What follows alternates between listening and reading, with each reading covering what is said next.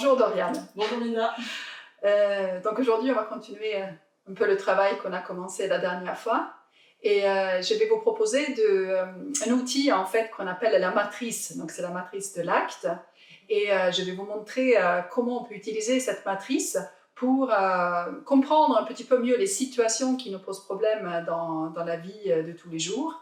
Et comment on peut décortiquer un peu les choses en fait pour mieux comprendre pourquoi des fois on a tendance d'agir d'une certaine manière et comment est-ce qu'on pourrait peut-être agir pour être plus en accord avec ce qui est important pour nous, donc les valeurs. D'accord. Ok? Ok.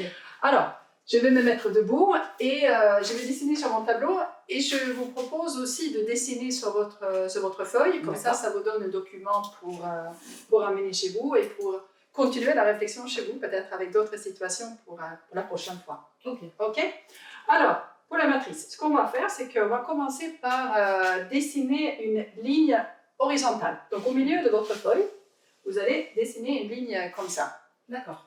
Au-dessus de la ligne, on va considérer qu'il se trouve tout ce qu'on peut voir, tout ce qu'on peut percevoir et aussi nos comportements. C'est tout ce qui est visible, en fait. En dessous de cette ligne-là, on va considérer qu'on va trouver, on va noter en tout cas tout ce qu'on trouve, tout ce qui est dans notre corps, dans notre tête, dans notre cœur, des fois. Donc voilà, tout ce qui est en nous, expérience intérieure, en fait. Et ici, on peut parler d'expérience extérieure perceptible. D'accord. Ok? Alors, on va tirer encore un trait, maintenant un trait vertical. Alors, du coup, on a 4 carrés, oui, sur notre matrice. Au milieu, on va faire un rond. Et ce rond, il vous représente en fait, parce que on va quand même considérer que celle qui sait le mieux ce qui se passe dans sa situation, ce que vous ressentez, pourquoi vous agissez d'une certaine manière, c'est vous. Il n'y a personne d'autre qui peut le savoir à part vous. Donc ici, on va mettre vous, ou vous pouvez mettre moi, par exemple. Donc le vous qui est là, c'est vous, l'observatrice en fait des phénomènes qui se passent dans votre corps, mais aussi ceux qui se passent dans votre environnement. Alors on va commencer avec le carré qui est en bas à gauche. Okay. Et c'est un carré où on va noter ce qu'on appelle notre souffrance. On peut aussi parler d'obstacles internes. Vous allez comprendre plus tard. Donc on va mettre souffrance, obstacle interne. Qu'est-ce qu'on considère être notre souffrance ou nos obstacles internes? Et ce sont toutes les émotions, les pensées, les sensations que nous pouvons avoir et que nous pouvons trouver inconfortables en fait, ou douloureuses ou négatives en tout cas. Donc, je vous propose qu'on fait le tour d'abord de la matrice et après on va parler de votre exemple ou des situations qui sont plus compliquées pour vous. Donc voilà, donc on a dit qu'ici on va être amené à noter tout ce qui se passe en nous et tout ce qui nous amène à souffrir et aussi toutes les sensations que nous avons dans le corps. Et là, encore une fois, il n'y a que vous qui pouvez finalement mettre le doigt sur ces obstacles internes parce qu'il n'y a que vous qui pouvez les observer. Alors maintenant, on va passer en haut à gauche. Ici, on va être amené à noter les comportements, donc ce que vous faites, vos actions. Et on appelle ça les comportements de lutte. Ok? Donc pourquoi comportements de lutte? Parce que ce sont des comportements qui découlent en quelque sorte des souffrances et des obstacles internes. C'est la façon que vous allez être amené à agir si votre souffrance prédomine dans la situation, en fait. Donc on va noter comportement de lutte. Alors en comportement de lutte, on va trouver en fait 3 catégories ou des types de comportements qu'on retrouve. Ça va être les comportements d'évitement, donc tout ce qu'on fait pour éviter quelque chose que nous n'aimons pas. On va trouver aussi tout ce qui est comportement impulsif, en fait, où on sent aussi que ça peut être sous l'effet de l'émotion, en fait, donc l'impulsivité. Et après, tout ce qui est inaction, en fait, Des fois, il y a des situations où on est complètement paralysé et on n'arrive pas à agir. Donc ça, ce sont des grands types de comportements qu'on va être amené après à détailler, à identifier chez vous et chez les personnes en général. D'accord? D'accord. Alors, on va maintenant aller en bas à droite. Et ici, on va parler de quelque chose qu'on appelle valeur. Quand on parle de valeur, on parle des choses qui sont importantes pour nous, des choses qui peuvent donner du sens à nos vies, en fait. Des choses qui, au fond de notre cœur, c'est ce qui compte, ce qui donne du sens à nos vies. Alors, les valeurs peuvent varier en fonction des différents domaines de vie.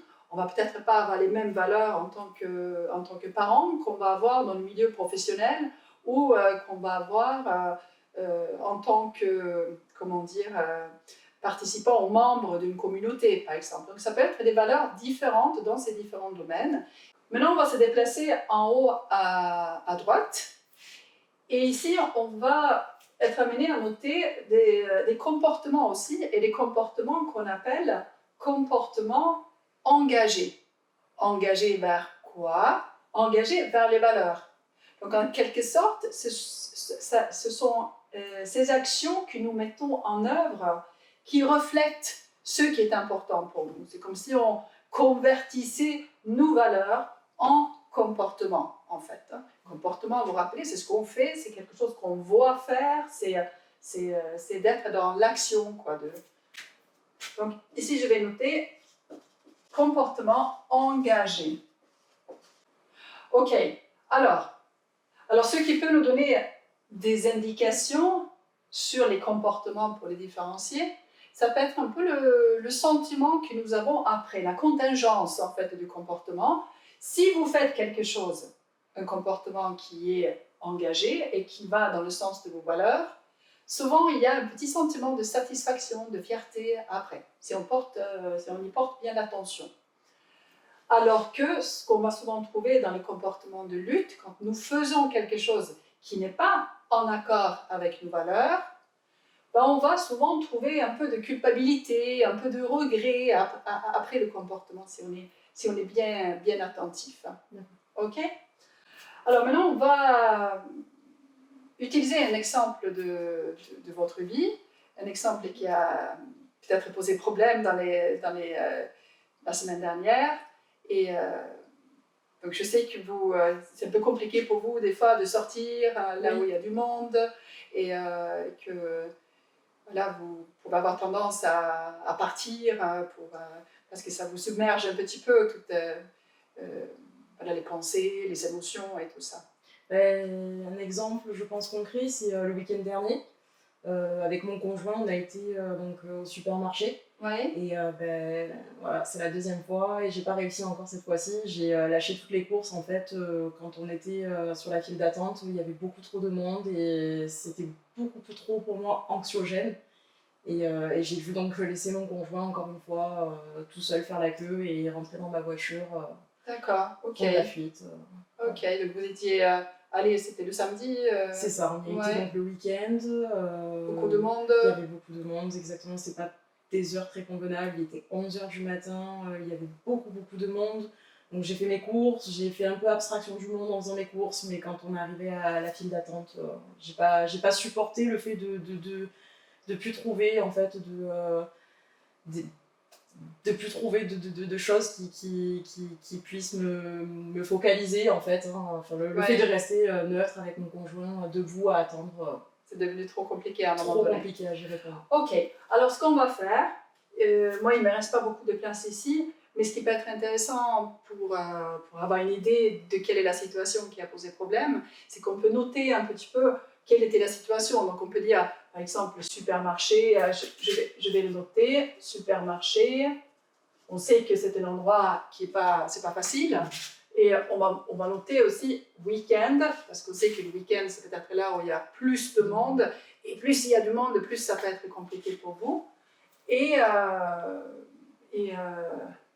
on va peut-être aussi noter le fil d'attente, parce que c'est là où finalement vous vous sentez peut-être un peu bloqué, quoi. Prise au piège. Ouais. C'est le mot, prise au piège. Fil d'attente. Donc nous avons notre situation. Alors, on va décortiquer un petit peu. Maintenant, vous connaissez la matrice et on va commencer par le carré en bas à gauche. Et on va essayer d'identifier un peu les pensées que vous avez eues à ce moment-là. Donc, vous étiez là, dans le file d'attente, au supermarché. Qu'est-ce qui se passe? Alors, pour séparer, on fait ça. Et en dessous, on va mettre dans qu'est-ce qui s'est passé dans cette situation, dans le fil d'attente? Vous étiez là, à un moment donné, qu'est-ce qui se passe? J'ai été prise de panique. Il y avait du monde, j'ai senti mes mains commencer à devenir moites. J'ai commencé à entendre mon conjoint de très loin, comme si j'étais plus vraiment dans mon corps en fait. J'ai eu la nausée. Enfin, j'ai senti de la nausée, le cœur qui a commencé à palpiter, j'avais peur de tomber dans les pommes, de faire un arrêt cardiaque. Enfin, j'ai eu des scénarios vraiment catastrophiques à ce moment-là. D'accord, ok.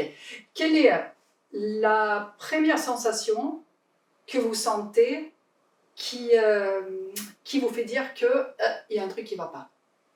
Je pense que c'est un peu l'espèce de déréalisation. Vous voyez, une espèce D'accord, c'est le premier... ouais, ok. Oui. Alors, on va le mettre quand même ici, parce qu'en fait, on va considérer que c'est un peu le déclencheur de ce qui suit après, en fait. Donc, parce qu'on sait que quand vous sentez ce sentiment de déréalisation, qu'est-ce que vous vous dites?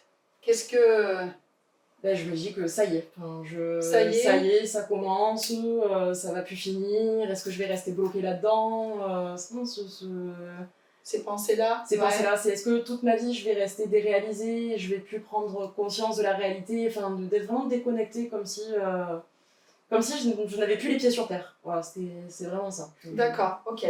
Donc on va noter, ça y est, je vais rester comme ça. Toute ma vie, oui, voilà, ouais, c'est ça. ok.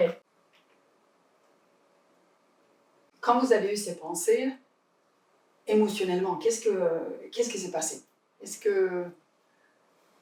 Qu'est-ce qu'on peut dire? Comment est-ce que vous vous êtes senti? Je me suis sentie paniquée, peur. Peur, ouais. Oui, j'étais anxieuse, vraiment la panique, la peur. D'accord, ok, très bien. Donc on va pouvoir noter en dessous donc, les émotions. D'accord. Donc on est dans l'anxiété, la peur et même la panique. Après, vous m'avez parlé aussi que vous sentez que vos mains devenaient moites. Vous avez dit aussi que... J'avais les jambes lourdes. Les jambes devenaient lourdes. Le cœur qui palpitait. D'accord, ok. Donc, pareil, c'est des choses qui se passaient en vous, donc des expériences intérieures. On va aussi les noter en bas. C'est un peu ce qui montre aussi que l'émotion est forte, quoi, qu'il se passe des choses dans votre corps. Donc, je vais mettre main moite. Vous avez dit palpitation. Et vous avez dit jambes lourdes. Ok, très bien. Donc ça nous donne une bonne aperçu, en fait, de ce qui se passe en vous dans cette situation-là. Ok? Alors, vous m'avez dit que vous êtes parti, vous avez tout laissé. J'ai laissé mon conjoint et mes courses avec mon conjoint. Je suis partie dans ma voiture, m'isoler toute seule. D'accord, ok. Donc en comportement de lutte, on va dire, je suis partie me mettre dans la voiture. Je vais aussi mettre, j'ai laissé mon conjoint, puisque c'est ça que, voilà, vous dites aussi. J'ai laissé mon conjoint. Alors Dorian, comment ça marche pour vous ces comportements de quitter votre conjoint, de partir comme ça de file d'attente du supermarché? En quittant mon conjoint, je ressens d'abord rien jusqu'à que je rentre dans ma voiture, et une fois arrivée dans ma voiture et que la pression redescend, je me sens coupable, vraiment, comment vous dire, je me sens vraiment dans la culpabilité, puis c'est pas la première fois que ça arrive, donc je me sens vraiment culpabilisée de laisser tout le temps mon conjoint faire les choses. Je me sens pas en accord avec ce que j'aimerais qu'il se passe en fait réellement. D'accord, ok, très bien. Donc culpabilité, on aurait pu rajouter en dessous la culpabilité où si on arrive à le glisser là où il y a les émotions, parce qu'on voit qu'il y a donc une autre émotion, c'est un peu la conséquence de votre comportement. Alors on ne va pas le noter parce qu'après ça va faire beaucoup d'éléments, mais donc on voit qu'il y a une autre émotion après, il y a une contingence en fait, il y a quelque chose qui nous indique que peut-être c'est pas tout à fait un comportement dont vous êtes fier ou avec lequel vous êtes à l'aise. Je vous entends aussi dire que quitter votre conjoint de cette manière-là, c'est pas tout à fait comme ça que vous auriez voulu agir et être. Hein.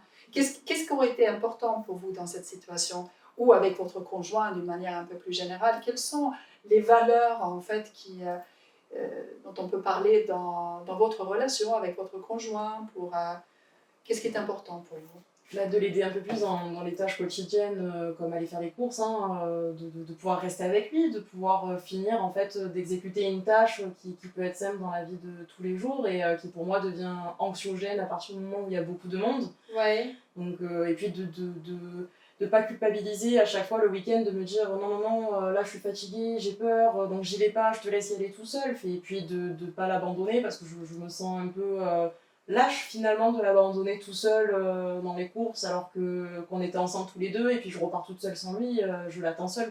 D'accord, ok. Ouais. Est-ce qu'on peut dire qu'une de vos valeurs, ça pourrait être d'une aide pour... Oui. Ouais. Oui, bien sûr. On peut le formuler de cette manière-là? Oui. Donc être d'une aide. Après, je vous ai entendu aussi parler de partage des tâches. Donc oui. C'est quelque chose qui est important pour vous dans la relation. Dans notre relation, oui, de l'aider, hein, comme lui m'apporte son soutien, de pouvoir apporter le mien. Est-ce qu'on peut dire aussi que c'est important pour vous d'être fiable, quoi, d'être d'être quelqu'un sur qui compter en fait. Hein. Ouais, ok. Oui. Je vais noter vos mots comme vous les dites. Ok Dorian, donc voilà, il y a des valeurs, c'est des choses qui comptent pour vous. Et on comprend aussi que cette situation où la manière dont ça passe pour vous peut vous amener à souffrir, à ne pas être bien. On peut dire que vous n'êtes peut-être pas tout à fait en accord avec vos valeurs, ce qui compte pour vous. On comprend pourquoi, parce que c'est pas évident. Ça vous amène à agir d'une manière qui n'est pas en accord avec vos valeurs.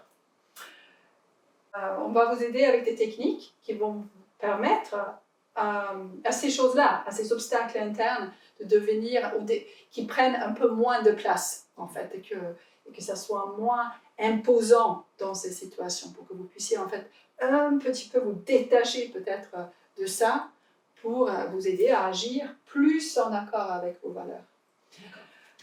Alors dans cette situation, donc la situation c'était, vous êtes allé au supermarché le week-end et il y avait plein de monde dans les files d'attente, certainement très longs aussi.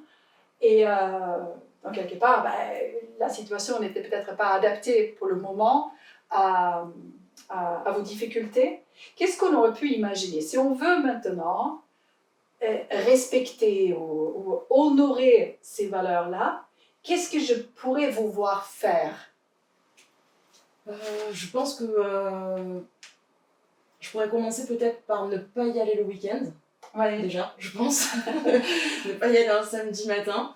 Peut-être faire ça un peu avant une fermeture d'un magasin ou en semaine avec mon conjoint, ça sera peut-être plus tranquille, un peu plus faisable. Ouais. Et cet aspect de grand magasin où il y a beaucoup de monde, beaucoup de lumière. Enfin, je pense que commencer par le petit supermarché à côté de la maison que je connais bien, ouais. où il y a beaucoup moins de monde en fait finalement, qui est beaucoup moins grand. D'accord, ok. Donc vous avez voilà, un petit supérette oui. À côté de chez vous. Oui. Et donc on va essayer de cibler ce magasin-là, ce petit supermarché-là. Si on veut préciser un peu plus, qu'est-ce que ça pourrait être, à quelle heure le soir de la semaine? Est-ce que ça pourrait... Un mardi peut-être, il y a mardi. Pas un mercredi, ouais. Un mardi par exemple. Oui, un mardi.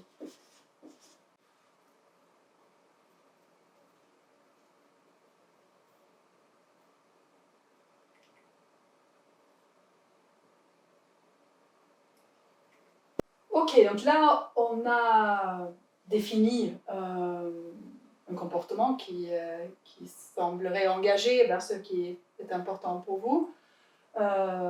J'imagine que ça doit peut-être pas être tout facile non plus. Mais quelle confiance est-ce que vous avez de pouvoir faire ça? Quel est votre niveau de confiance si vous devriez, entre 0 et 10, comment est-ce que vous voyez les choses? Je pense d'y aller avec mon conjoint un mardi soir, je pense entre 7 et 8 sur Ok. 10. On va mettre 7,5 sur... 7 et demi sur 10. Ouais, très bien. Ok Dorian, donc on va partir là-dessus, on va tester un peu comment ça peut être mis en œuvre pour la semaine prochaine. Et je vais aussi vous demander de vous entraîner un peu à utiliser la matrice. Et entre aujourd'hui et la semaine prochaine, prendre une autre situation qui est un peu compliquée pour vous et vous essayerez, vous, de décortiquer, d'identifier vos pensées, vos émotions, ce qui se passe en vous, qu'est-ce que vous avez fait ou qu'est-ce que vous avez tendance à faire en tout cas, quand il y a ça qui apparaît, qu'est-ce qui aurait pu être important dans cette situation-là. Et si on aurait imaginé qu'on arrivait à agir selon nos valeurs, mais qu'est-ce qu'on peut être amené à faire. Alors, c'est pas facile la première fois, mais voilà, d'essayer de réfléchir un petit peu sur une situation bien précise qui a été compliquée pour vous et comment est-ce que vous pouvez décortiquer un peu les éléments pour avoir un aperçu comme ça un peu plus clair. D'accord.